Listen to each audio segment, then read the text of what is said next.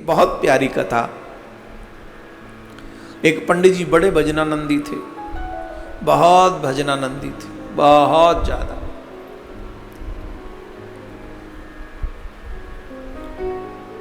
पंडित जी तो होते ही भजनानंदी, पर बेटा बिगड़ गया, बुरा संग मिला तो बेटा बिगड़ गया।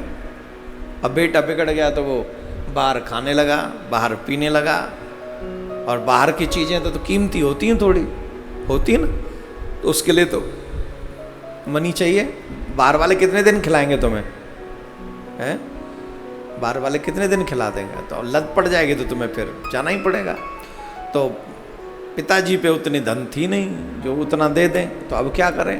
अब तो जरूरतों को पूरी करने के लिए वो बालक जो है चोरी करने लगा, कोई भी मार्ग में मिल जाता उसे लूट लेता, चोरी कर लाता। अब शुरुआत में तो बात छुपी रहती है, पर धीरे धीरे बात खुलती है, पता चलती है।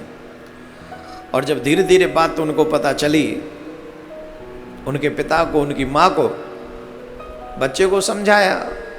माँ बाप तो यही कर सकते हैं, समझा सकते हैं, तो बच्चों को समझाया उस बच्चे को।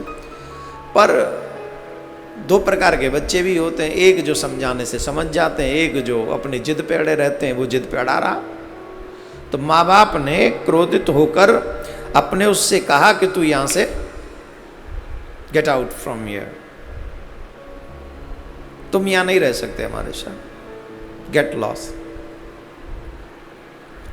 अब जाए तो जाए कहां, पर चला गया। जब माँ बाप ने निकाल दिया तो घर से निकल गया, दूसरे शहर में गया कि वहां कुछ कोई पहचानेगा नहीं, तो वहां जिस शहर में अनजान हो वहां कैसे भी जिंदगी बसर कर लो, कौन पूछता है।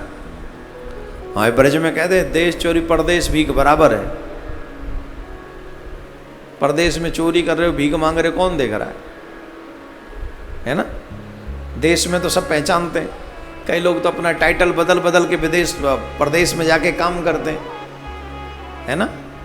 तो प्रदेश में कौन जानता नहीं, तो वो भी चला गया दूसरे शहर में, जाके वो काम करने लगा। काम क्या करता, काम मिला ही नहीं उसे, तो वो भीख मांगने लगा कि भिक्षा ही ठीक है। मंदिर के पास जाता, भिक्षा मांगता। अब धीरे धीरे उसके शरीर में से कोढ़ निकला, कोढ़, उसका शरीर गलने लगा, क्योंकि कर्मों का फल तो जीव को मिलता है। कर्म करते समय जीव सोचता नहीं है, लेकिन जब फल मिलता है तो फिर वो भोगना तो पड़ता है। उसके शरीर में कोढ़, चोरी करना, दूसरों के धन को छीनना, दुख देना, जबरदस्ती किसी की संपत्ति को अपना कहना, मदिरा पीना, स्त्री संग करना, इत्यादि इत्यादि कर्म थे, तो वो सब निकलने लगे। उसने एक नदी के किनारे पर अपना एक झोपड़ी बनाई पेड़ के नीचे, वहीं रहने लगा। दो चार लोगों को दया आती थी, उसका कोढ़ वोढ़ निकल रहा था, तो जाके अपने घर से ही उसको वहीं, तो वो अब शहर में भी नहीं जाता था, वहीं पड़ा रहता था। लेकिन एक काम करता था, नदी में से जल लाता था और वृक्ष की जड़ पे लाके रखता था। उसे पता नहीं था कि जड़ के नीचे एक पत्थर है,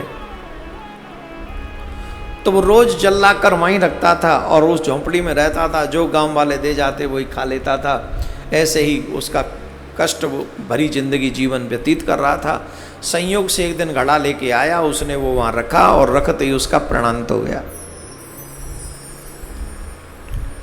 और जब उसका प्राणांत हुआ तो वहां पर यमराज के दूत आए कि इसने तो पाप ही पाप किए हैं, कोई अच्छा काम तो इसने किया नहीं है, तो चलो इसको ले चलो।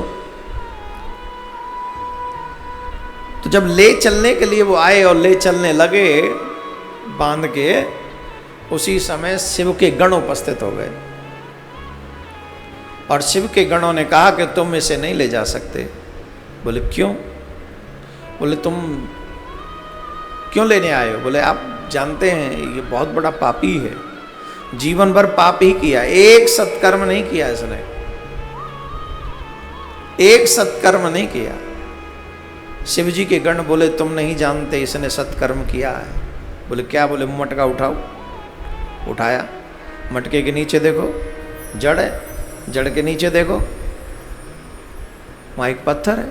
बोले पत्थर नहीं है, ये भगवान का शिवलिंग है और बहुत पहले से रखा हुआ है। इस शिवलिंग पर किसी ने जल नहीं चढ़ाया था, ये अनजाने में ही सही, पर इसने शिव के ऊपर शिवलिंग चढ़ा दिया और ये समस्त पापों से मुक्त हो गया। लगातार 1 महीने से शिव जी के लिंग पर ये जल चढ़ा रहा है, ये समस्त पापों से मुक्त हो गया है। अब ये यमपुरी नहीं जाएगा, अब ये सीधा का सीधा समंदा का समंदा कहाँ जाएगा? बोले शिवलोक जाएगा। हर हर महादेव, नमः पार्वती पतये, हर हर महादेव। कहाँ जाएगा? न जाने कौन से गुण पर दयानिधि रीझ जाते हैं, न जाने कौन से गुण पर दयानिधि रीझ जाते हैं, न जाने न जाने न जाने